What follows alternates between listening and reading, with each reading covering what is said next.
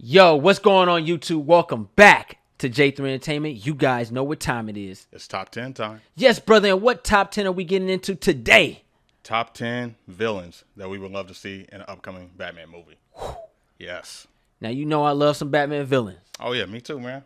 The Batman Rogue Gallery is on a whole nother level. These villains tap into different movie genres, which is great. They sure do. So they have characteristics and substance, and they bring quality to it, and it challenges our hero to a degree. You know what I mean? It sure does. Yeah, man. And with that said, are you ready to get into this list? Let's go. Killer Croc. Played by Richard Citrone. So the reason that I picked Richard Citrone was due to his stuntman background, and he stood out to me in movies like Army of the Dead and Batman Dawn of Justice. He has this prowess and there's this large physique, and he has this monstrous look, and I thought it would be great for this character on a mental and physical level. Bro, I'm glad you brought him to my attention, because now I can't even unsee it anymore. Okay. The Killer Croc lives. Yes. Clayface. Played by Luke Evans. Woo! Yes. That's my boy right there. Great actor. The reason I picked him was due to his Hollywood background and his charisma. He's got this suave, and he's charming, but he can also be, kind of sad and, needs help or assistance. Like, he has this emotional side where he can, fall off, and he can be at the top in the beginning. You just never know. He could be a tragic character, but he could be heroic also. Yeah, it's crazy that you said that, because for years I always saw Mickey Rourke as the upcoming Clayface, but now that Mickey Rourke is actually up there in age, I can see Luke Evans knocking this role out the park, y'all. Because y'all don't know, my boy Luke's been acting for years. Yes, he got that look. He's a great actor, man. I'm ready for it, man. That heartthrob then gets into a heartthrob. I love it. Shakespeare gone dark. Melted. I'm with it. Yeah. I'm there. Yes. Talia al Ghul. Played by Naomi Scott. Now, this was an exciting one because I know her from Power Rangers, and I remember she had this physical prowess. She had this energy to her. She does the training, puts in the work, and if you're going to go with that kind of character, you want to go younger to get more of a backstory on her. Absolutely. Because now we're building her. You're not just throwing her in. We're learning about her, and then she gets to that point. We know who she is and what she's about and how she's that person. Bro, one of the things that got the gears running with me with her was, you spoke on it, the youth. She's young. She's a young actress. I can see her growing with the Batman film, actually becoming Damian Wayne's mother. I can see all that. Perfect. I saw that beauty of hers in Power Rangers and Aladdin, and I was like, yo, it works. Her background, her nationality, it just really works with that character, and I can see it like a twinkle in the eye.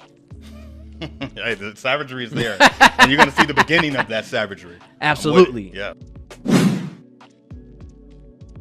The Mad Hatter. Played by Joseph Mazzello. This was an exciting pick for me because I like the actor from Jurassic Park who played Tim, and going in through his career, he's played a lot of versatile roles. He's like a character actor, and he approaches things from like a, what do you call it? What's that term? Method. Yes. And I like the way he blends into a role where he's likable, he's lovable, but looks can be deceiving, so you're not really unsure about his behavior or his personality. Yeah. He's got a mysteriousness to him, but he's got a likable look. Yeah. So it's a conflicting, and that's kind of what this character is.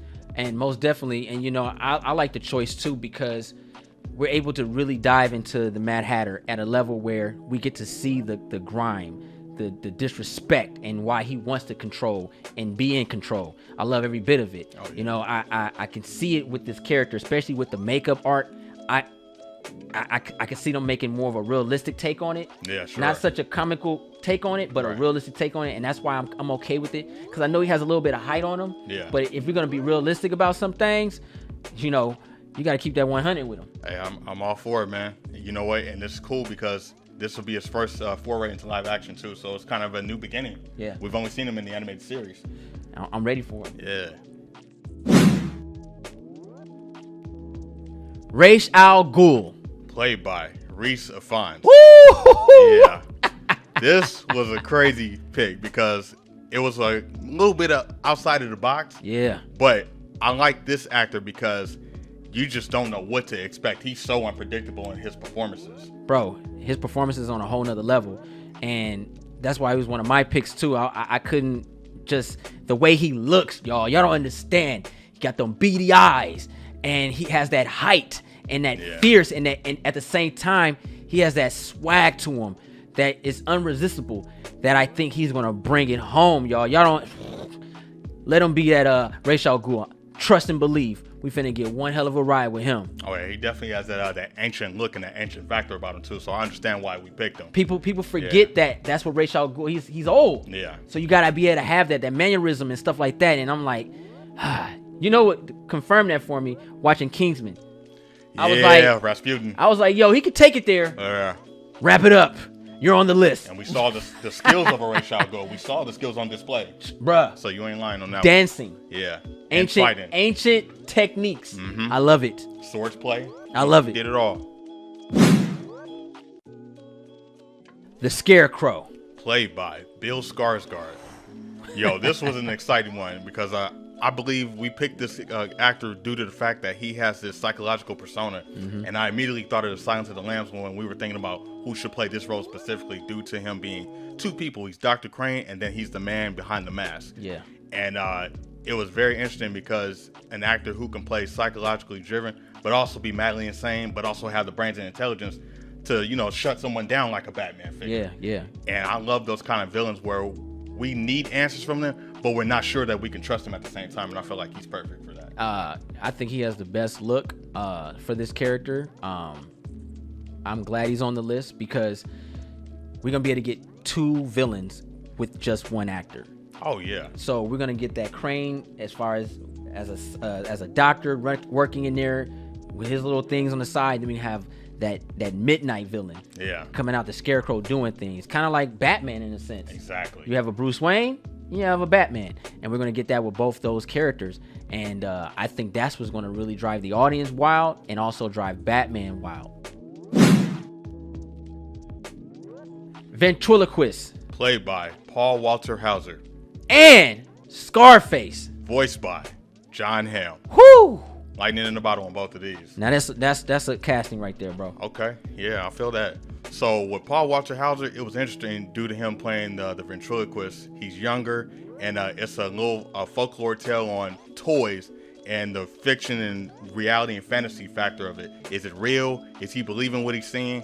What's the deal with it, and why is he so attached to it? So there's a character in that, and there's a mystery in that. So I like the mysterious factor of it. I think he can bring that. Bro, I'm glad this character's also on this list because Ventriloquist has always been portrayed as an old guy. And I'm like, nah, he ain't gotta be old. Nah, we ain't got time for all that. Make him a young guy who's dealing with this idea like the movie Dolls, where toys are alive. Yes. We think, right? Right. But at the end of the day, it's all in his head. What happens when Andy grows up? That's what we got. If you don't, he's been dealing with this his whole life. And now he's actually in the situation and he's running the mob gang. That's dope. I'm with it. Yeah, see? I'm there, bro. You'll never take me alive. You'll never take me alive. And then John Hamm with that voice, he has, because Scarface is small. Yeah. And I'm thinking in my head, you need a big voice. So it's nothing like having a small doll with a commanding voice. John Hamm is a powerful addition to the Batman universe, no matter what you put him in. But this character alone, it brings the excitement, no doubt. It brings it. Yeah, just the fact that he's on our list and that we want him in this Bat universe, that's special because John Hamm brings it. He brings it every time. He's also a character actor too, and he's phenomenal. I love every bit of it. Mr. Freeze. Played by Tony Todd. Woo! This is a home run right here. So with Mr. Freeze, I think Tony Todd is a great addition, just being in this Batman universe live action, due to the fact that he's got a powerhouse voice, he's got a presence, he's got a demeanor. He can be menacing, he can be evil, he can be charming, likable. But Mr. Freeze is different because he's always looked at as a villain, but he has motivations for what he does, and he has a code for what he does. And I think Tony Todd has a great way of portraying that due to his voice. And when he says something, you believe it and you understand the nature behind what he's saying because he's threatening when he says it. So You're listening. Tony Todd, I think honestly is one of the perfect choices. Yes, it changes the nationality of the character. I give you that. But we're in a different time, and if it works, it works. It's like comedy. If the joke's funny, it's funny. All right, yeah. You know what I'm saying? So I'm there. Now, Tony Todd, he commands the screen every time. This is Candyman we talking about, y'all. This is Candyman we talking about. And Tony Todd brings that heat every time. Yes. And I can see him in that mechanical suit. Blueface. Not the rapper. But I can see it. You guys understand this. And I can see his wife being played by Kerry Washington. Oh. I'm there. Yes. I want that movie. That's a win. I want that movie. Okay. I want that movie. Hush. Played by Leonardo DiCaprio. Damn this list. Oscar winner, man. He sure is. Leo's a great actor for this character, and I think we picked him due to the fact that he has this three-dimensional range, and this is a character where he's going to be a good person gone bad, but he's manipulated, but he also has a connection to Bruce Wayne. He's a friend turned foe, madman, psychopath, so he's playing multiple levels of emotion and things like that, but he also has the skills of Batman and then the skills of a John Doe serial killer. Absolutely. So think like Batman meets Seven. Bro, you have to look at it like exactly like that, but then Leonardo DiCaprio just brings that heat. You know, being a method actor like Leonardo DiCaprio, he just brings it, man. I can see him just putting all that bandages around him, getting those two guns, running up in there. I could see him really embodying his character, man. Leonardo DiCaprio for Hush. I'm with it.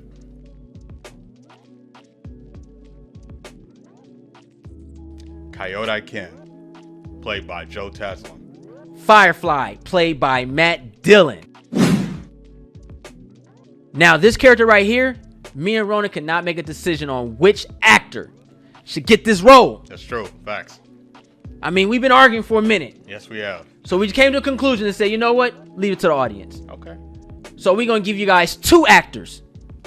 And you guys in the comments down below make a decision on which actor gets the role. You're welcome. So I'm going to give my actor. Ron's going to give his actor. Yes. You ready? Yeah. Let's get it. The character is Man-Bat. Screech! And my actor is none other than The Fly, Jeff Goldblum. Oh. Okay. I broke glass and you know, things happen and I think I swallowed a toothpick. All right, so Jeff Goldblum is one of those actors, y'all, that he just has that characteristic style to him. He can transform into anything, any type of character, any type of creature. We've seen it multiple times, and he just has that swag to him, that suave to him, and he is demanding of the screen. I've seen him as a mobster dad. Yeah. I've seen him as a fly. Seen him as a scientist. He just has all these attributes to him that just scream Man-Bat. Okay. I can see him forgetting that he transformed last night. I like that. And then trying to help Batman figure out who the Man-Bat is. And it's actually really him. That's dope. I can see it. He has all those traits. You guys go back and watch The Fly. Jeff Goldblum rules that role, man. That is one of the big cult classics of them all. The Fly is dope. And just the transformation of it. How he's like, all that shaking. I'm there, bro. Give me Man-Bat. I would love to see a monsterish type of film with the Batman. I'm with it. Good presentation. That's a hell of a pick, too, by the way. Woo! Jeff Goldblum. All right, man. So, I got to bring it. All right. So, my pick was James McAvoy. Split, X-Men, Last King of Scotland. You know, this guy is very versatile. He's young. He's part of the new era of Hollywood. He's got range. And what made me come to this conclusion was that the multiple characters that he played in the Split series. Yeah.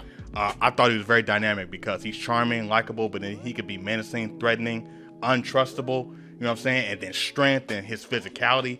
He's able to transform in all shapes and forms of acting.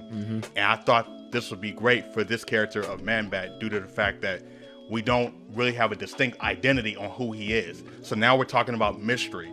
And James McAvoy is so good at that role. I like to say he's a chameleon in a sense because he was able to change different dynamics. And you didn't know who was who. So it's like an untrustworthy factor. And I feel like he can bring those dynamics of mystery, suspense, and then thriller all through the, you know, his performance and things like that. Because again, we don't have a clear identity of who Man-Bat is. Hold on, guys. Now I know somebody out there right now screaming at the screen like you guys forgot somebody. But I didn't.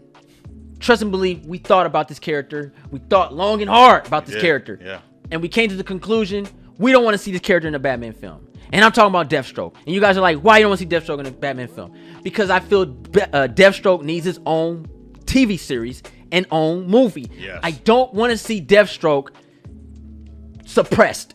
I want to see Deathstroke like we're watching Peacemaker right now. I want to see Deathstroke bring it. I don't want to see Deathstroke come at the end and lose because it's written for him to lose. I don't want that. I want to see the Terminator himself. There you go. So I couldn't put him on this list. I would love to put him on the list, but I feel there's so much more to Deathstroke than to just be a villain.